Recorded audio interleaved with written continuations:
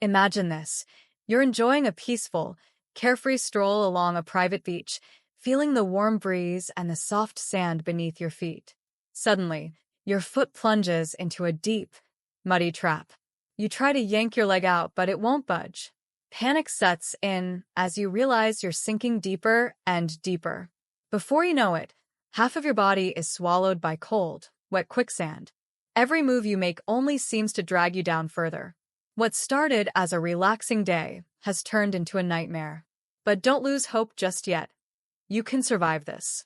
You've probably seen dramatic scenes in movies where someone sinks into quicksand up to their neck, helplessly gasping for air. However, in reality, quicksand rarely pulls people all the way under. Most of the time, it only engulfs you halfway, but that doesn't mean it's not dangerous. Being trapped in quicksand can still be deadly, especially if you're alone with no one to help. You could succumb to hypothermia, dehydration, or even suffocation. Worse, if you're stranded near the water, you'll have to worry about rising tides or sudden heavy rainfall, which could drown you where you stand. And if you happen to be in the wilderness, hungry predators might be lurking nearby, waiting for an easy meal. So, what can you do to stay afloat? How do you recognize quicksand before stepping into it? And most importantly, if there's no one around, can you rescue yourself?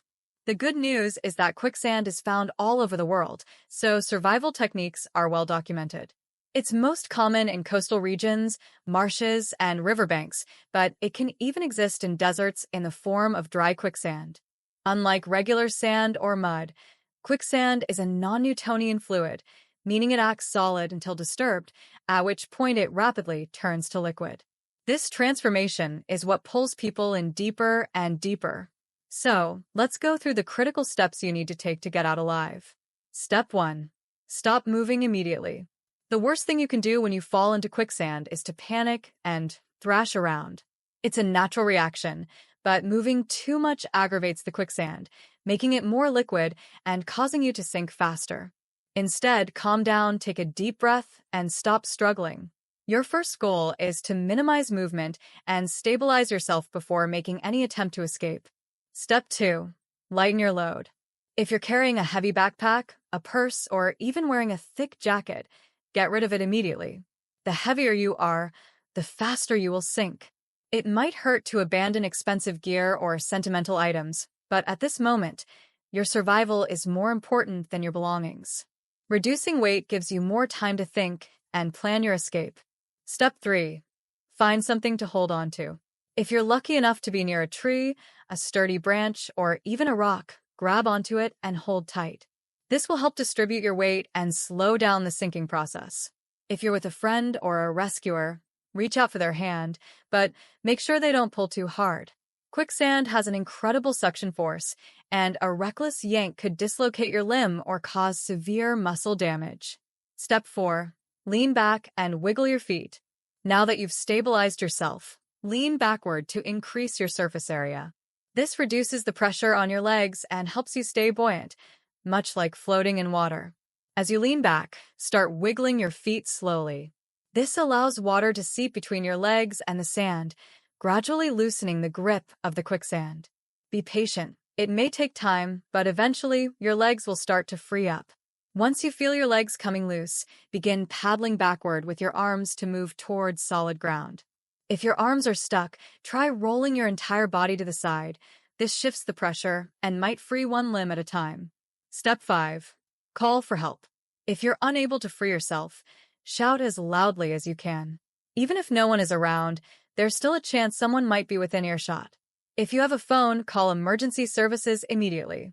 You may only have a limited amount of time before exhaustion sets in, so use every opportunity to alert someone. The quicker you're rescued, the lower the risk of injury or death. Step 6. Control your breathing. If you're stuck for an extended period, deep breathing will become your best friend. Not only does it help calm your nerves, but it also makes you more buoyant, which reduces your chances of sinking further. Think of it like floating in water. The more air in your lungs, the more you stay afloat. This is where all those yoga and meditation classes could finally come in handy. Stay focused, keep breathing deeply, and conserve your energy. Step 7. If you're rescued, move carefully. If someone pulls you out, they need to do it slowly and strategically. Quicksand is twice as dense as the human body, meaning it exerts immense pressure on your muscles. If you're yanked too fast, it could cause crush syndrome, a condition where the sudden release of pressure damages nerves and muscles. This can lead to kidney failure, extreme swelling, and even cardiac complications. To avoid severe injuries, rescuers should allow you to slowly wriggle free, inch by inch. Once your legs are completely out, try to lay flat for a moment before standing up. This helps your body adjust. Final thoughts. Preparation is key. While dying from quicksand is rare, it does happen, especially when people aren't prepared or don't know what to do. The best way to prevent a disaster is to educate yourself before traveling to areas where quicksand is common. Learn about the landscape, weather conditions, and possible dangers in the region. And remember, quicksand might not be the worst thing lurking around. If you're lost deep in the Amazon, quicksand could be the least of your worries. What if you find yourself surrounded by blood-sucking fish, venomous creatures, or predatory animals?